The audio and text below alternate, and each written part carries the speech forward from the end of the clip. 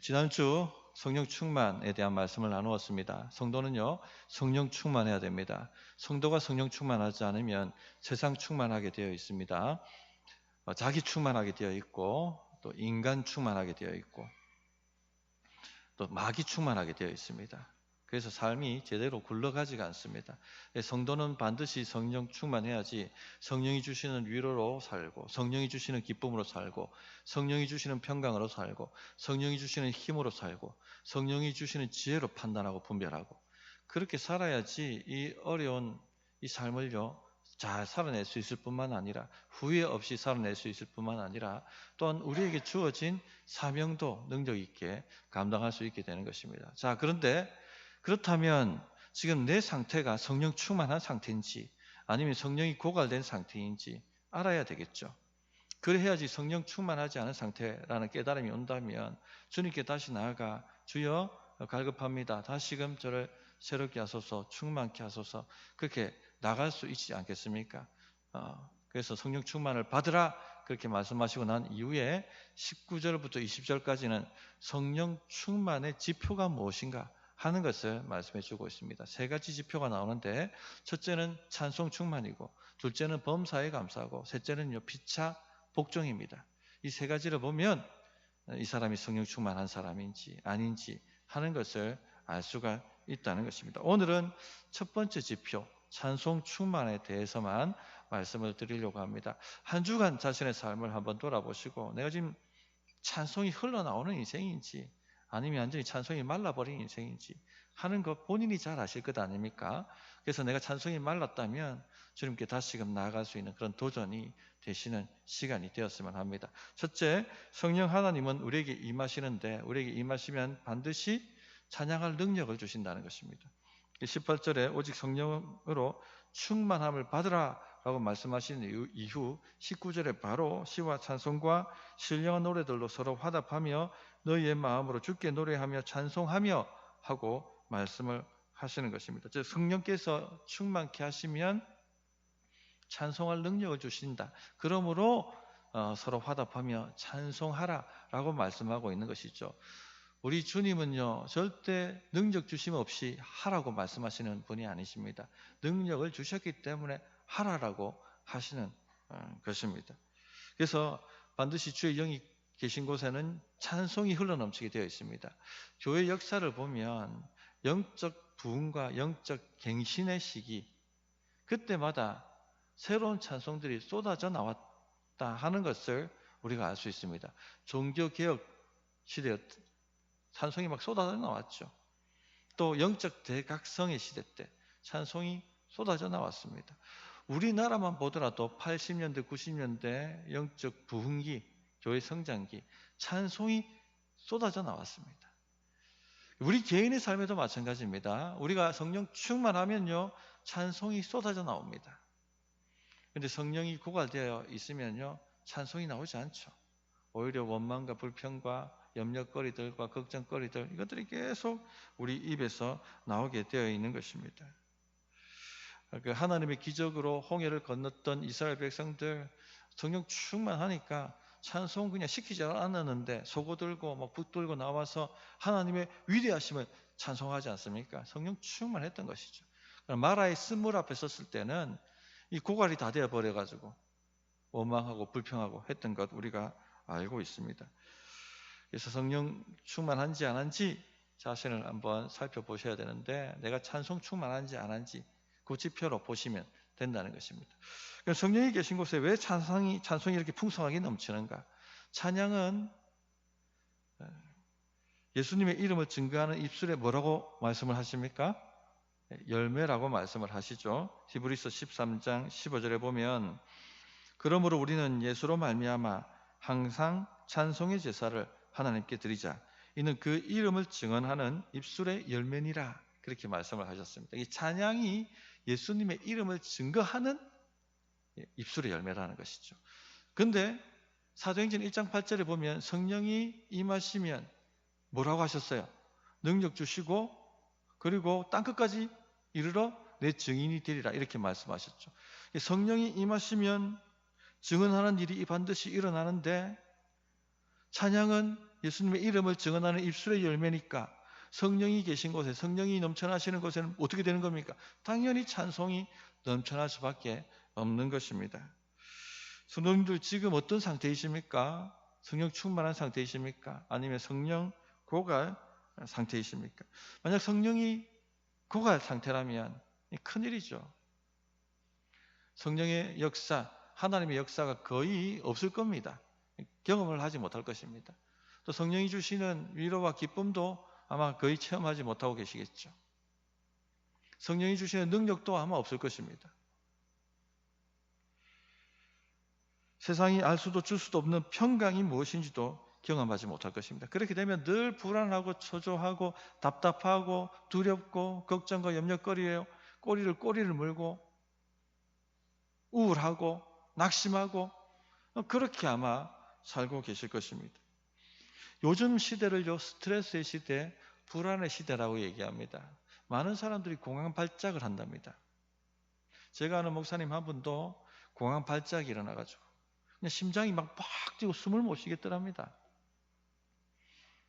심장내과를 갔는데 전혀 이상이 없다고 정신과 가보라 해서 정신과 갔더니 공황 발작이라고 하더랍니다. 근데 그 정신과 의사가 하는 말이에요. 요즘 이런 사람 많다고. 저도 약 먹고 있습니다. 의사들 중에도 많다고 얘기합니다. 의사 면허를 받고 병원을 차려야 되는데 돈이 어디 있습니까? 그러니까 막 은행에다가 빚을 지고 엄청난 빚을 지고 병원을 차리지 않습니까? 그런데 안 되면 어떡하지? 안 되면 어떡하지? 이런 압박을 자기도 모르게 계속 받는다는 겁니다. 이게 오랫동안 안 되면 어떡하지? 안 되면 어떡하지? 이게 계속 쌓이다 보면 어느 순간 이 감정 주머니가 감당이 안 되니까 터져버리죠. 공황 발작이 일어난답니다. 자기도 지금 약 먹고 있다고. 스트레스를 줄이십시오. 우리 스트레스가 만병의 원인이라는 것을 잘 알고 있습니다. 그래서 많은 전문가들이 스트레스를 줄여야 된다고, 스트레스 줄이십시오 얘기합니다. 어떻게 줄일 수 있습니까? 운동을 좀 하면 좀 좋죠. 여가를 좀 즐기면 좋죠. 여행을 떠나면 좋죠. 좋은 사람들과 대화하고 커피 한잔하고 좋죠. 도움이 됩니다. 그런데 궁극적 도움은 안 되죠. 궁극적 도움은 뭡니까? 세상이 줄 수도 알 수도 없는 평강이 내 마음을 딱 장악하면 두려울 것도 없고 놀랄 것도 없고 답답할 것도 없고 담대해지는 것입니다. 그러면 세상이 줄 수도 알 수 없는 평강은 어떻게 일어납니까? 성령 충만해야 일어나는 것이죠. 성령이 고갈된 상태라면 이거 그러니까 큰일이라는 것입니다. 이 스트레스 시대를 어떻게 이겨내며 살아갈 수가 있겠습니까? 만일 여러분 입술에 그리스도를 증거하는 찬양이 멈췄다면 이 평강의 능력이 아마 사라졌을 것입니다. 믿음도 거의 약화되어서 바닥을 치고 있을 것입니다. 믿음이 있어야지 견디고, 믿음이 있어야 담대해지고, 믿음이 있어야 하나님의 역사가 나타나는데 그 믿음마저 없으니까 이 총체적 난국의 상태로 겨우 연명하듯이 그렇게 살아가고 있을 것입니다. 그러므로 성도님들, 찬양이 멈추었다면 큰일인 것입니다. 찬양이 멈추었다면 지금 내가 성령 고갈 상태에 있다는 것을 깨달으시고 갈급한 심령으로 사슴이 시냇물을 찾기에 갈급한 같이 주님을 찾아 나오셔야 돼요. 주여 생수가 필요합니다. 성령의 생수가 필요하오니 제 마음에 성령으로 충만케 하옵소서. 그렇게 간구하셔야 됩니다. 또한 그리스도의 말씀, 복음의 말씀이 여러분 마음 가운데 충만하도록 다시 그 말씀 앞에 자기를 세워야 됩니다. 오늘 말씀 18절, 19절 말씀의 평행 구절이 골로새서 3장 16절입니다.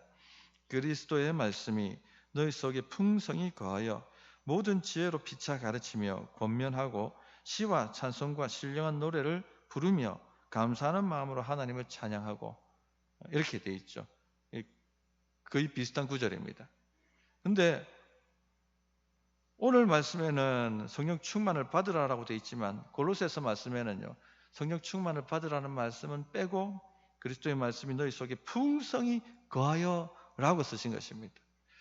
성령님은 말씀 없이 사역하시지 않습니다. 성령님은 반드시 말씀을 가지고 사역하십니다. 그래서 골로새서에는 그리스도의 말씀이 너희 속에 풍성히, 이게 성령 충만 받으라는 얘기거든요. 풍성히 거하여라고 표현하신 것입니다. 제가 전에도 두 번 말씀드렸습니다만 부목사 시절 때 이 공격 저 공격을 다 이렇게 받아봤습니다. 한날도 엄청난 그 공격 앞에 마음이 낙심이 되어서 엘리야의 우울증이라고 하죠. 다 필요 없고 다 싫고 이만하면 됐고 이제 이런 마음이 와가지고요. 찬송할 기분도 안 나면 기분이 나야지 뭐 찬송도 되고 기도도 이 마음이 올라와야지 기도가 되지. 집에 와가지고 아내와 아이들이 다 잠들 때까지 기다렸다가 그 껌껌한 거실에 소파에 털썩 누워가지고 하나님 이만하면 되지 않습니까? 뭐 이런 말이 톡 튀어나오는 것입니다. 그렇게 넋두리를 하고 있는데 제 마음 깊은 곳에서 하나님이 누구시냐? 이런 질문이 떠올라요. 하나님은 천지 만물을 지으신 모든 이름 위에 뛰어나신 창조주시지. 하나님이 누구시냐? 하나님은 나를 사랑하셔서 독생자도 아낌없이 나에게 내어놓으신 분이시지. 독생자는 누구시냐? 나를 위해서 사람이 되셨고 33년 이 땅에 사시다가 나를 위해 십자가에 죽으시고 부활하셨시. 나의 의가 되시고 나의 구원이 되셨지. 여기까지 생각이 딱 이러니까요. 마음에 불이 일어납니다. 뒷밤에 눈물이 흘러내리고 기도가 터지기 시작합니다. 하나님이 함께 하시는데 내가 왜 두려워하는가? 하나님이 함께 하시는데 내가 왜 떨고 있는가? 그러면서 하나님의 위대하심을 찬양하게 됐어요. 찬양하게. 그 다음 날 아무 일도 없었던 것처럼 벌떡 일어나가지고요. 그 일들을 견뎌내고 이겨내고 역전시키고 했던 경험들이 있습니다. 성도님들, 찬양이 중요합니다. 만약에 내 마음에 찬양이 말랐다면 지금 성령 충만이 말라버린 것입니다. 속히 가서 하나님 성령 충만을 달라고 구하시고 그럴 힘도 없다면 그리스도의 말씀을 묵상해 보십시오. 하나님이 누구신지, 나를 위해 무슨 일을 해가셨는지 자기 자신한테 질문하고 대답을 해보십시오. 그렇게 충만함을 받아야 되는 것입니다. 두 번째, 시와 찬송과 신령한 노래들로 서로 화답해야 한다라고 말씀을 하고 있습니다. 주님은 우리에게 찬양을 불러일으키십니다. 응답을 해야 돼요. 어떻게 응답합니까? 시와 찬송과 신령한 노래로 서로 화답함으로 응답을 하라는 것입니다. 성령의 불을 꺼뜨리지 마십시오. 지금 성령께서 찬송할 능력을 주시는데 입을 다물고 있으면요, 그 불이 일어나지가 않습니다. 반드시 함께 찬송해야 됩니다. 제가 중고등부 사회 갈 때 아이들이 서로를 의식해가지고 찬양 시간에 찬양을 안 부릅니다. 눈만 멀끔멀끔 이렇게 뜨고 있습니다. 수련회를 갔는데 수련회는 지금 집중해가지고 말씀을 듣고 집중해서 기도를 열고 뭐 이렇게 해야 되는데 그 찬양을 갖다 한 수련회 가면 적어도 1시간씩 인도를 했거든요. 아이들이 서로를 막 이렇게 의식하고 쭈삣쭈삣하니까 눈만 끔뻑끔뻑거리고 찬양 인도하고 찬양팀 애들만 찬양하고 그냥 찬양을 안 하는 거예요. 그러나 또 말씀으로 격려하고 또 교사들이 붙들고 기도하고 그렇게 격려하니까 둘째 날 되면 이제 찬양이 열립니다. 찬양이 열리니까 성령 충만해요. 아이들이 기도가 터지고요. 어떤 아이들은 방언을 받기도 하고 그런 것들을 많이 보았습니다.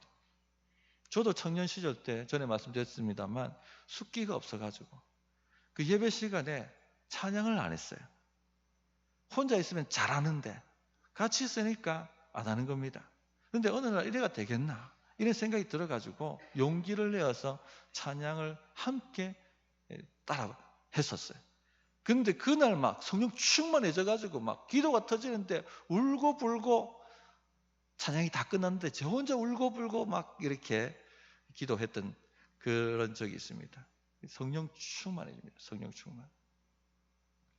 시와 찬송과 신령한 노래로 서로 화답하라 했죠.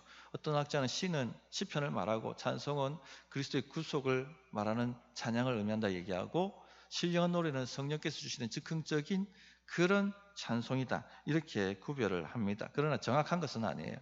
그냥 저는 간단하게 각종 찬송과 찬양을 불러라. 이렇게 해석을 하면 될 것 같습니다.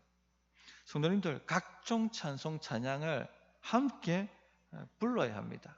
나이 많으신 분들은 왜 찬송가 안 하냐고 찬양 인도자에게 얘기합니다.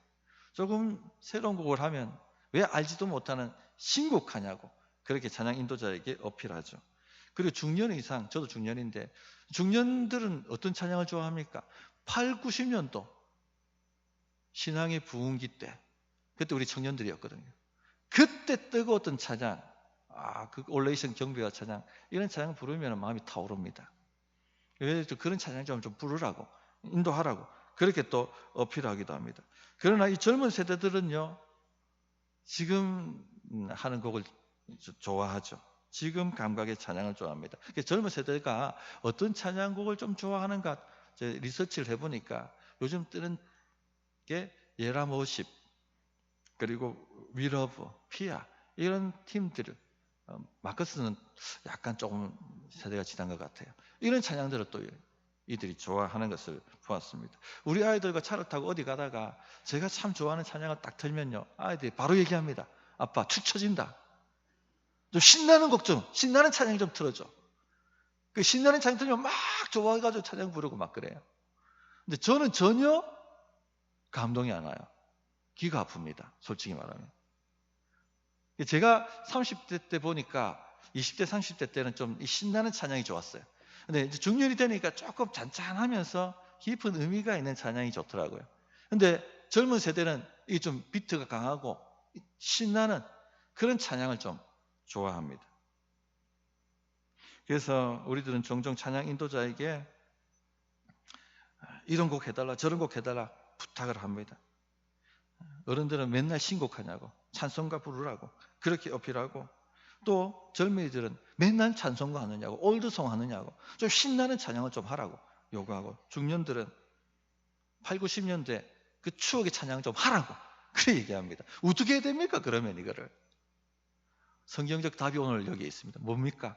각종 찬송과 찬양을 하라는 것입니다. 서로 하다라는 것입니다. 올드송도 하고 찬송가도 하고 지금 신곡도 좀 하고 모든 세대가 마음을 합하여 각종 찬양과 찬송을 다양하게 함께 화답하라. 그렇게 말씀을 해주고 있습니다. 또 서로 화답하며라고 하셨는데 이 화답이라는 헬라 단어가 랄룬테스입니다. 말하다입니다. 말하다. 시와 찬송과 신령한 노래로 서로 말하라. 이렇게 이야기하고 있는 것이죠. 찬양을 통해서 서로에게 하나님의 진리를 가르치라는 것입니다. 초대교회 때는요, 찬송을 통해서 복음의 진리와 교리를 가르쳤습니다. 음악은 우리의 마음을 열죠. 마음을 터치합니다. 진리를 효과적으로 가슴에 심길 수 있는 방법이 찬양이기도 합니다. 열왕기하 3장 15절에 보면 이제 내게로 검은고 탈 자를 불러오소서 하니라. 검은고 타는 자가 검은고를 탈 때에 여호와의 손이 엘리사 위에 있더니 엘리사가 하나님의 음성을 듣기 위해서 검은고 타는 자를 불러와 달라고 요청합니다. 검은고라고 번역했지만 실제는 하프를 얘기하죠. 요즘 시대에 검은고라는 단어 잘 안 쓰는데 하프라고 번역해도 될 텐데 왜 이렇게 번역했는지 좀 아쉽습니다. 하프를 치면서 찬양 인도하는 자를 좀 불러달라. 왜? 마음을 하나님께 집중하고 열기 위해서 그렇게 하는 것이죠. 그래서 우리가 주일학교 아이들에게 진리를 가르칠 때 아주 좋은 수단이 뭡니까? 찬송이 찬송 가르치는 거. 아이들이 아직 지적으로 완전하지 않기 때문에 이 복음의 진리를 마음에 심기려고 한다면 이 찬송이라는 도구를 사용해서 찬양을 주일학교를 많이 부르고 많이 가르치지 않습니까? 다 이런 이유가 있습니다. 성도님들, 찬양으로 서로 화답하셔야 됩니다. 입술을 닫고 있으면 안 되고 찬양을 통해서 하나님이 누구신가를 옆에 전파해야 됩니다. 말해줘야 됩니다. 예수님께서 나를 위해서 어떤 일을 행하셨는지 그 구속에 놀라운 진리를 옆 사람들에게 가르치고 말하고 전해줘야 한다는 것입니다. 이것을 찬양의 수평적 차원이라고 얘기합니다. 어떤 분들은 찬양은 하나님께만 드린다고 생각하는데 아니에요. 서로에게 말하는, 서로에게 가르치는 수평적 차원도 있습니다. 그래서 찬양 예배 시간에 찬양 참 잘 부르셨을 때 이렇게 박수 쳐도 됩니다. 저는 그래 봅니다. 자, 세 번째, 수직적 차원이 있습니다. 우리의 마음으로 주께 노래하며 찬송하라라고 되어 있죠. 이건 찬양의 수직적 차원이죠. 서로에게 화답하는 게 아니라 주께 마음을 다하여 노래하라이기 때문에 주님께 하는 것이죠. 이런 차원이 또 있다는 것입니다. 그래서 하나님께도 말씀을 드려야 됩니다. 하나님이 누구신지, 하나님이 우리를 위해서 어떤 일을 행하셨는지, 하나님 감사합니다 하고 하나님께도 올려드려야 되는 것입니다. 근데 너희 마음으로 주께 노래하며 라고 하셨죠. 하나님께 드리는 찬양은요, 마음이 들어가야 됩니다. 입술로만 찬양하는 것 하나님이 받지 않으십니다. 아무리 불러도 연락되지 않는다면 무슨 의미가 있습니까? 가인의 제사 아무리 드려도 연락되지 않는데 무슨 의미가 있습니까? 그래서 마음을 담아서 입술로만 드리는 것이 아니라 마음을 담아서 찬양을 드려야 되는 것입니다. 어떤 교회는요, 성가대 음악을 좀 더 웅장하고 풍성하고 음악성 있게 하기 위해서 페이를 주고 관현악하는 이들 혹은 솔리스트들을 이렇게 데리고 오는 경우가 있습니다. 웅장하게 하려고, 음악성 있게 하려고 그렇게 하는 것이죠. 음악성, 웅장함 누가 마다하겠습니까? 좀 그렇게 성도들 앞에 또 하나님께 찬양할 수 있다면 얼마나 좋겠습니까? 교회 음악이 솔직히 고급 음악이거든요. 사부 찬양, 사부 노래를 어디서 들을 수 있겠습니까, 우리가? 웅장하게 음악성 있게 하는 것 정말 좋죠. 그런데 이들이 믿음이 없으니까, 믿음 없는데 예수 안 믿는데 그냥 와가지고 앉아 있는 거니까 설교 시간 되면 뭐 졸고 자고 핸드폰 보고 이렇게 하는 것이죠. 은혜를 끼치는 게 아니라 오히려 그것 때문에 성도들이 열받는 거예요. 마음이 상하는 것입니다. 어린 성도들은. 부산에 큰 교회, 이름만 대도 아는 교회, 제가 아이들 사역할 때 중고등부 아이들 데리고 탐방 갔던 적이 있었습니다. 연주가 끝나고 그 예배 기타리스트가 예배당 밖에 나와서 담배 피는 것을 우리 어린 아이들이 보고 엄청난 충격을 받았었어요. 제가 울산에서 사역할 때도 어느 한 악단을 지휘하는 지휘자가 교회 등록한 적이 있었습니다. 그래서 바로 성가대 지휘하는 직무를 맡고 성가대를 지휘한 적이 있었습니다. 그런데 그분이 학교 나가서 강의하는 교수시기도 하셨는데 자신이 가르치는 이 관현학 학생들을 페이를 주고 교회로 이 성가대를 섬기도록 그렇게 데리고 왔었습니다. 뭐 그 아이들은 그래도 예의가 있어가지고 뭐 설교 시간에 졸거나 핸드폰 보거나 그렇게 하지는 않았습니다. 찬양대 찬양이 굉장히 웅장했어요. 1년에 한 번 앨범을 만들 정도로. 근데 솔직히 저는 은혜가 안 됐습니다. 그분이 이제 또 다른 곳으로, 더 좋은 곳으로 가게 되셔가지고 떠나셨는데 그 팀들도 다 같이 갔어요. 그래서 신실한 집사님 한 분이 성가대 주의를 맡게 되셨습니다. 얼마나 기도하고 열심히 하셨는지 전과 같은 그 웅장함과 그런 음악성은 좀 약해졌지만 얼마나 은혜가 됐는지 모릅니다. 왜 그럴까요? 진정성이 있었기 때문에, 마음이 들어가 있었기 때문에 그랬던 것이죠. 몇 년 전 서울에 있는 모 교회 금요 찬양단이 전국적으로 떴습니다. 유튜브 조회수가 엄청났죠. 저도 우연히 유튜브로 찬양을 검색하다가 그 팀을 봤는데 삑사리도 나고 막 이게 그래요. 그런데 끌리는 겁니다, 찬양이. 계속 그 찬양 팀의 찬양을 듣고 싶었어요. 조회수도 엄청났고 그 댓글 보면 은혜 받았다는 얘기들이 많이 있습니다. 그래서 제가 부목사님한테 여쭈었어요. 왜 이 팀이 뜹니까? 목사님, 이 진정성이 느껴지기 때문에 이 팀이 지금 뜨고 있습니다. 마음을 담아서 하는 것이 이제 느껴지는 것이죠. 그 중에서 김윤진 간사라는 분이 인도했던 아무것도 두려워 말라 하는 찬송은요 1천만 조회수를 넘겼다고 합니다. 알고 봤더니 이분이 전축성 발성 장애를 앓고 있었어요. 뇌신경 이상으로 이 성대 조절이 안 돼. 자기 마음대로 조절이 안 되는 거예요. 삑사리가 나고 막 그러는 것이죠. 그러니까 지금 이번 주가 내 마지막 찬양 인도일 수 있다. 이런 마음으로 찬양을 인도를 하니까 어떻게 은혜가 안 될 수가 있겠습니까? 어떻게 성령 충만하지 않을 수가 있겠습니까? 성도님들, 하나님께 드리는 찬양은요, 마음을 담아 드려야 됩니다. 하나님께서는 마음 없는 찬양을 받으시지 않습니다. 마음이 들어가야 하는 것이죠. 우리 교회 성가대, 우리 교회 또 수요 찬양팀, 정말 저는 은혜를 많이 받고 있습니다. 제가 매번 칭찬을 하지 않습니다. 그러나 제가 은혜 받고 있다는 것을 성가대 저 좀 봐주시고, 어디 보시면 저 보고 계시고, 은혜를 받고 있다는 걸 아시기를 바랍니다. 지휘자도 아시기 바랍니다. 그리고 우리 마찬가지 모든 마찬가지예요.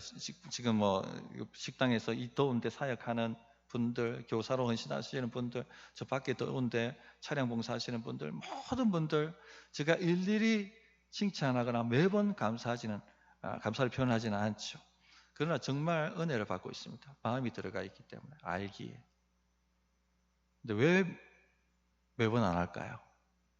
이 깊은 뜻을 내가 1부에 얘기했는데 2부에는 얘기 안 할 겁니다. 맞추는 분한테 커피 사겠습니다. 할렐루야. 그렇다고 찾아오진 마세요. 1년에 한두 번 정도 이렇게 격려를 합니다. 자, 말씀을 정리하겠습니다. 여러분, 찬송이 충만합니까? 만약에 찬송이 충만하지 않다면 지금 영적으로 밑바닥입니다. 성령 고갈 상태입니다. 믿음도 떨어졌을 것이고 세상이 줄 수도 할 수 없는 평강도 아마 경험하지 못하고 있을 것입니다. 빨리 주님께 다시 나가십시오. 그리고 그 성령의 생수를 달라고, 충만케 해달라고, 사모한다고 그렇게 구하시기 바랍니다. 어떤 학자들은 이 찬송이 성령 충만의 지표로 보기도 하고, 어떤 분들은 성령 충만의 수단, 방법이라 보기도 합니다. 그런데 저는요, 대부분의 학자들은 지표로 봅니다. 그러나 저는 알이냐 닭이냐 이 논쟁 같아요. 이 찬송은 주님이 우리에게 하신 일을 바라보게 만듭니다. 주님께 우리 시선을 고정시키게 만듭니다. 그런데 어떻게 성령 충만하고 믿음 충만하지 않을 수가 있겠습니까? 마음을 담아 한다면 이 찬양은 성령 충만의 수단일 뿐 아니라 지표가 될 줄로 믿습니다. 그러므로 지금 내 찬양이 지금 메말랐다면 다시 마음을 일으켜서 그렇게 주님 앞에 나아가서 찬양할 수 있는 그런 은혜가 있기를 바랍니다. 어떻게 응답해 될지 1분간 기도하십시다.